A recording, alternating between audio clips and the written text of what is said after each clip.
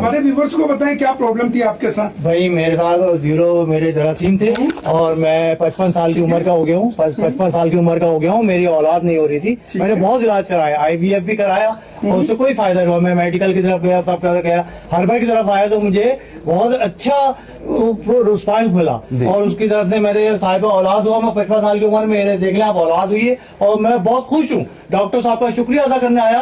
इंशाल्लाह ताला आप लोग भी जरा आए हलवा की तरफ और मेडिकल ऐसे दूर भागे। मेरा मशवरा ये है, उसमें आप लाखों रुपए खर्च करके भी कोई फायदा नहीं उठाएंगे और हलवा की तरफ आएंगे तो आपको बहुत फायदे होंगे। और देख लें मैं 55 साल की उम्र में बहुत खुश हूँ कि मैं साहिब औलाद हुआ हूँ। जज़ाकल्लाह, बहुत शुक्रिया।